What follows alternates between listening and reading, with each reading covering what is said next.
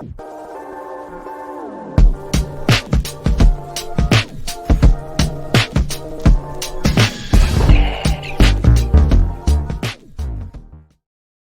Chicago Fire fans and Major League Soccer fans. This is Nick with the Feed the Fire podcast, and welcome to episode 13, where we are previewing the Chicago Fire's upcoming game at home against DC United. Welcome back to all our return listeners, and welcome to all of our first timers. We're so happy you're here to talk all things Chicago Fire with us. To begin, I got to thank especially our sponsor, Skira Icelandic Spring Water, for supporting the show, for supporting me, as well as our featured guest, John Donovan, who comes in after every Chicago Fire game to give us his takes on how the match went. So look out for John's opinions and all of his analysis next week's episode. Now, make sure that you're following along on Spotify or wherever you get your podcasts, or even on YouTube, where we also have other Chicago Fire and MLS content outside of the podcast. So check it all out. But fans, I am so happy to be with you here previewing this DC United game. I was in the city today. We took the kids over to the Harry Potter Magic at Play experience at the Water Tower Place. They got to run around. They got to play Magic. We went out for some good old Chicago pizza in the city. And now we get to look forward to the Chicago Fire possibly getting in on a win streak. Everybody, a 2-game win streak. But I know it's 2 games, but these are the things we need to get excited for here as Chicago Fire fans. So coming home from the Harry Potter at Play event, let's hope there's a little bit of magic left for Chicago this weekend. Quickly previewing the match itself. It's a home game for the Fire. They're going to be at Soldier Field Saturday, April 1st. Game starts at 7:30 p.m. And April 1st, let's just avoid having the Fire look like April Fools, right? And again, if they get the win, they will have back-to-back wins for the first time since August 2021. Now, they're coming off a really good result, 3-2 win down in Miami. And as a matter of fact, Carlos Terán was named to the Team of the Week in Major League Soccer for his goal and his defending, as well as Brian Gutierrez was added as a bench player for the Team of the Week. So let's hope that their positive play continues. And that is where we are going to start our Chicago Fire preview with the question on who starts at center mid for the Fire.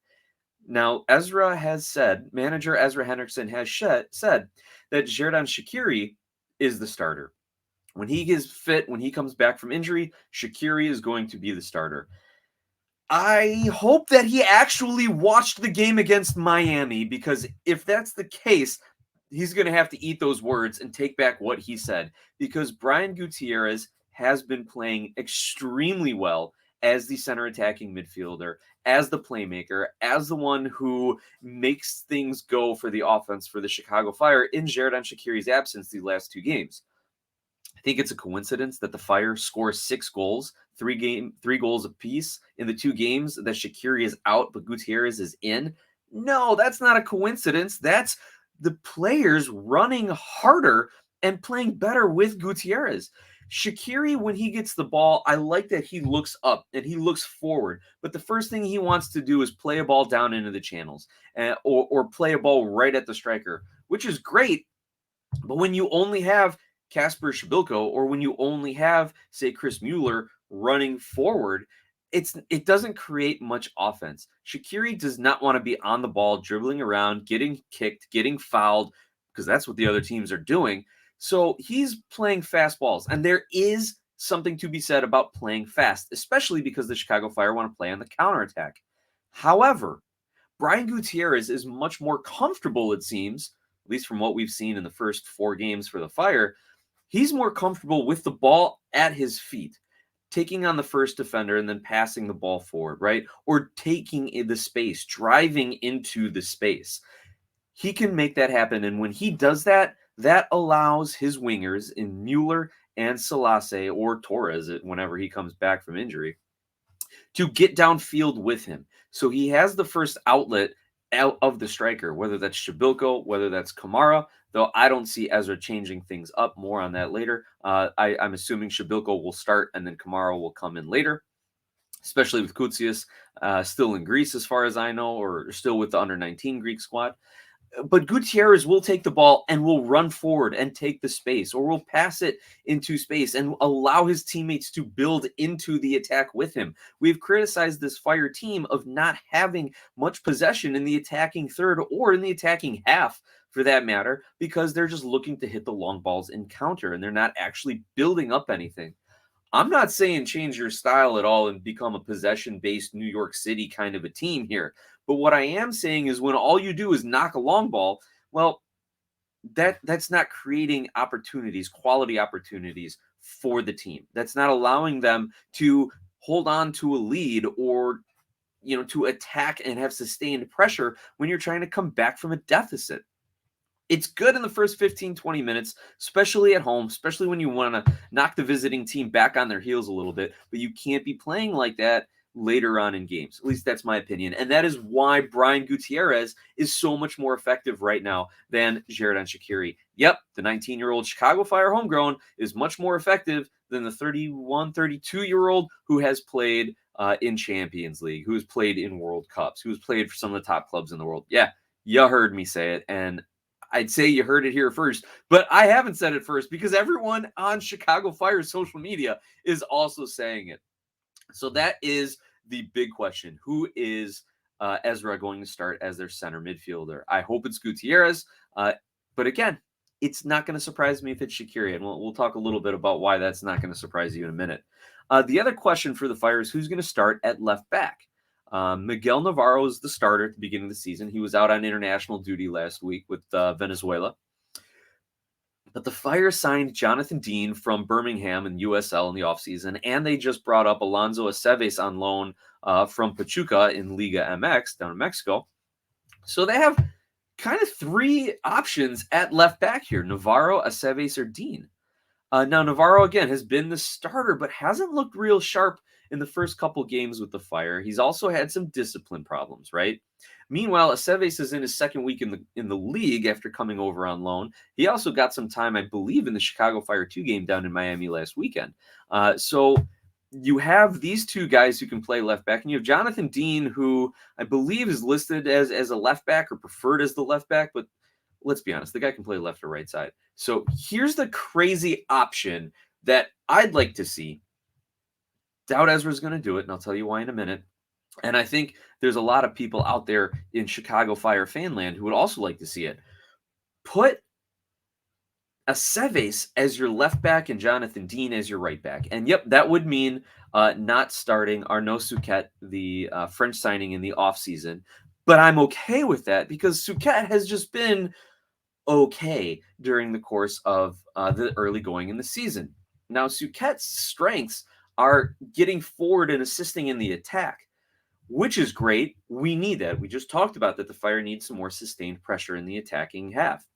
However, for a 31-year-old right wingback, he is struggling to recover, both recover runs, both to track runners. I think in each of the last 2 weeks, one of Souquet's marks were the guys that scored the goal. So he is having a hard time tracking back and getting into good defensive shape, right? But again, I would love to see Gutierrez in the middle. I would love to see Aceves and Dean as our wingbacks. But I don't think that's going to happen because of Ezra Hendrickson. And here's why. Over the last season, Ezra has shown, whether it be his on-the-field lineups and play and sub-patterns, as well as some of the comments he's made post-game, right? And we heard it, last week, pre-game or post-game, that he's going to keep Shaqiri as the center mid. He doesn't like to switch players around. He doesn't like to move things around or experiment or tinker or anything like that, especially last season when he rolled out the same 4-2-3-1 formation in every single game to start and maybe only changed it once in the second half of the game. So he is not someone who likes to change things or try things out. And we saw that there's a few younger players from Fire 2, like a Victor Becerra, who probably should have gotten some more first-team minutes because of all of our striker troubles, but for some reason he didn't want to put him in. So I don't think Ezra is going to switch anything. I would be completely not surprised. Let me put it that way. I would be not surprised at all if the starting lineup shows Miguel Navarro on the left back, Souquet on the right outside back, and Shaqiri in the middle. And then you've got Gutierrez on the wing, who likes to pinch in, have some possession, pass the ball around a little bit, and then that kind of pulls a little bit of their defensive shape out of position and allows the other teams to attack the wings. And we saw that again with Miami. They liked attacking the wings.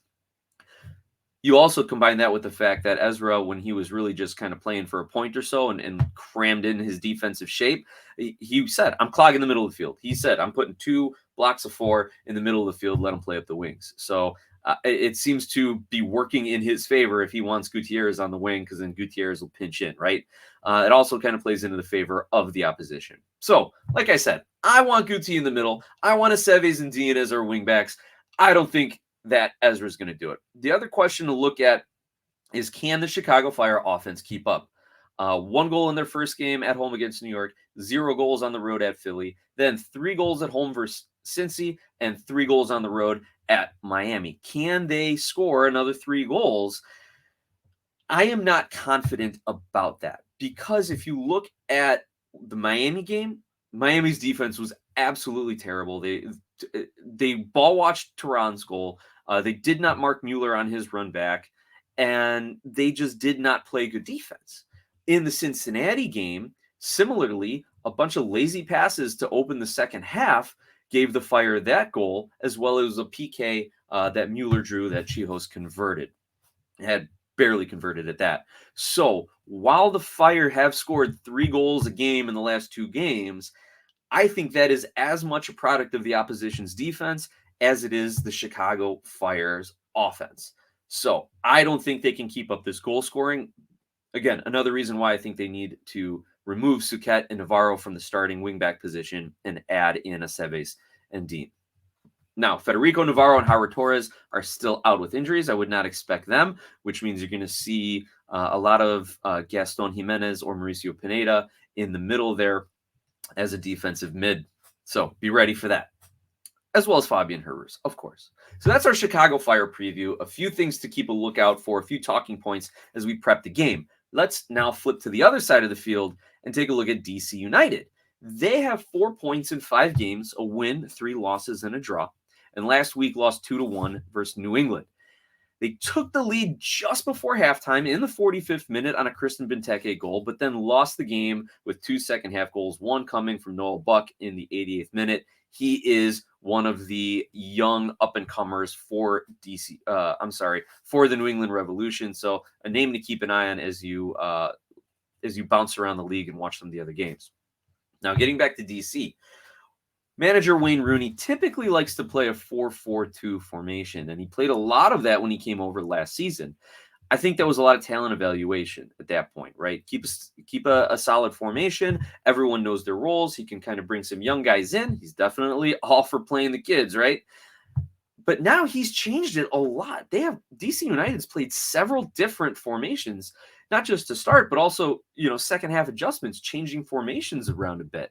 So who knows what they will trot out versus the Fire, but regardless of the formation, they are going to do what's best to get the ball to their star striker, Christian Benteke. He's got 3 goals so far this season.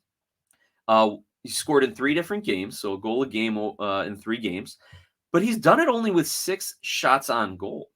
And in those first 2 games that he scored, he had 1 shot on goal and 1 goal. And then in their most recent game against New England, he had 3 shots on goal and 1 goes in. So he's a fairly efficient striker when he can square up and get the ball on net.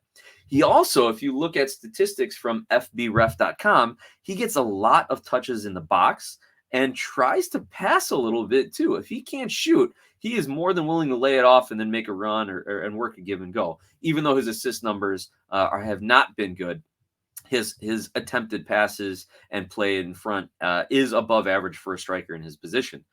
Again, caveat, most strikers in his position are turning and shooting, so he probably doesn't have a lot of competition for passing numbers with other strikers. Now, looking at DC as a whole, statistically, they are about the same as the Chicago Fire in a lot of categories around MLS, kind of toward the bottom third, maybe bottom quarter. Yeah. But where they excel, there's a few areas where DC excels and outperforms the Chicago Fire. One is progressive passes. And that is defined by FBref as a pass that moves the ball 10 yards closer to the goal than it's been recently, or any completed pass into the opponent's penalty area. Now, the reason those numbers are much higher than most of the league, especially the Fire, is that second part of the definition: passes into the opponent's penalty area. DC plays a lot of crosses into the box relative to other MLS players, which makes sense when you have a big striker, an experienced striker, someone who's been banging in goals in the Premier League up until last year, in Christian Benteke. So those numbers reflect that DC United wants to get the ball into dangerous areas. They want to play forward. And I think that's a product of Wayne Rooney's coaching, right? Additionally, DC United has an above average number of shots relative to the rest of the league. So they will shoot, and the Fire's defense needs to be in good position. And they cannot do what they have done against Cincinnati and against Philadelphia, giving up goals because the defender is backpedaling into his own 18-yard box. There's at least 2 goals that I know of, the 2 I mentioned on this season, probably 1 or 2 other ones, where Chicago Fire defenders are backpedaling into their own 18, and the opposing striker's like, all right, well, if you're going to give me space, I'm going to have a rip. Worst thing that happens, your goalie stops it, scuffs it, and one of my guys gets the rebound. Or it takes a deflection, as we have seen, and go in the back of the net anyway. So the Fire need to be aware that DC will look to whip in crosses and will look to shoot. Now, as far as injuries on the DC United side, Pedro Santos is out. However, they did sign midfielder Lewis O'Brien from Nottingham Forest a couple weeks back on loan. So don't be surprised if he gets the start and DC plays a little bit more direct with him looking to link up with Benteke. Now, a little bit of trivia here before we get into the odds and predictions. From MLSsoccer.com, they write that DC United is the only team that the Chicago Fire defeated in both of their matches last season. They're the only team Chicago beat twice last season. There may have been a couple where it was a win and a draw, perhaps, but DC is the only team they beat twice, so DC's probably coming in with a little bit of a chip on their shoulder. Also, if I recall last season, I do recall I was at the game in Soldier Field against DC United, and Taxi Fountas, DC's Greek striker, had a couple of really good opportunities that just went begging wide of the post or just over the crossbar. I mean, the guy's what, 5'6", maybe 5'7", 8" on a good day, and he was still winning headers in dangerous areas. So you can tell that he's going to want to play well against Chicago Fire if he's back in the lineup. He also has been nursing an injury lately, so we'll see what happens to him. If there's anyone out there who's a DC fan, or if you know a little bit more about that, please find me on social media at Glasshouse Soccer or email me glasshousesoccer@gmail.com. Last bit of trivia: the last time the Chicago Fire scored 3 goals in 3 consecutive games was between June and July of 2021. So not as far back as you would think, but yeah, back the last time that they won back-to-back games. So little while back. Now let's look at the odds, and then I'll give you my predictions for the match. Right now, according to BetMGM, and I looked this up earlier today, March 30th, the Fire are at -120. So a very favorable line for a home team here. A home team that is struggling. DC, though, is at +310, and the draw is at +250.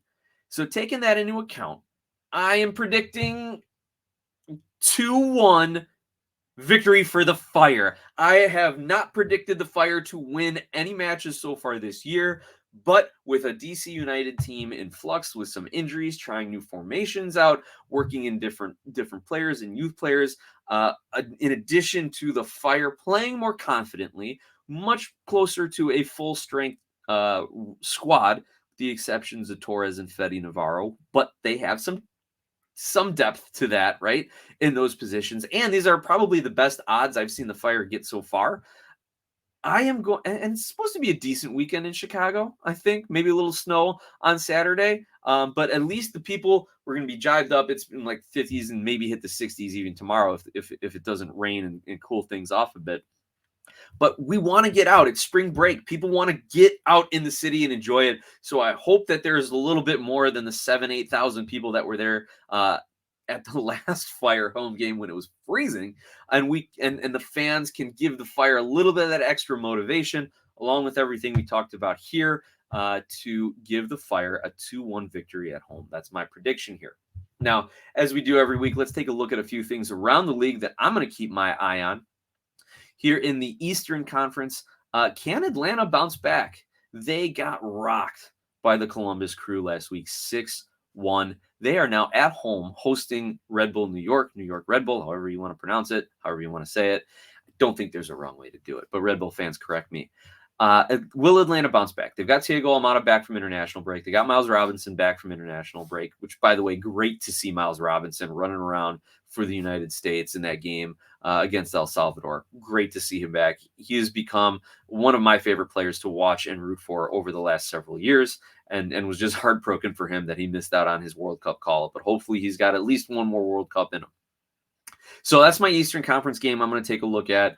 Atlanta, can they bounce back against Red Bull? Western Conference, will St. Louis continue its historic run versus Minnesota United? As we know, St. Louis is the first expansion team to win 5 straight, but now they're starting to look at MLS records in general.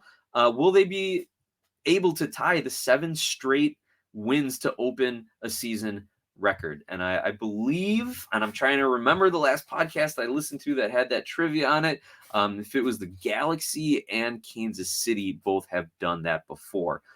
So let's see if St. Louis can continue its historic run. The third game that I'm just kind of interested in from just like, a complete like non-soccer perspective thing. Vancouver is hosting Montreal. You've got the Canadian rivalry going on up there. It's cross-conference, so it's going to be interesting to see how much these teams kind of go for it in terms of wanting to get points since you're not playing against your conference opponent. But here's the soccer side of it now. There's only one win between these two. Montreal got a win, I think, against Philly a couple weeks back. One win between these two teams. They're desperate for points. Canadian rivalry. This could be a fun one to watch. Anyway, and one little bit of follow-up from last week's match against Miami. I was talking with our special guest, John Donovan, about Bryce Duke and Duke's struggles, especially defensively against the Fire. But my word to John was, look, these guys got a lot of promise, and the league, the team is invested in him. Miami's invested in him, and sure enough, despite his performance against the Fire recently, his contract has been extended through 2025 with an option for 2026. So, yep, he had a stinker against the Fire, but I think he's got a decent future ahead of him. Well, with that, we're going to wrap up, and make sure that you find us on social media at Glasshouse Soccer. Follow along on Spotify. Make sure you follow. It really helps our numbers, as well as you can email me, glasshouseSoccer@gmail.com. I want to thank you all for listening, for your support. Now let's get out there and see another 3 points in Chicago. Take care, everyone.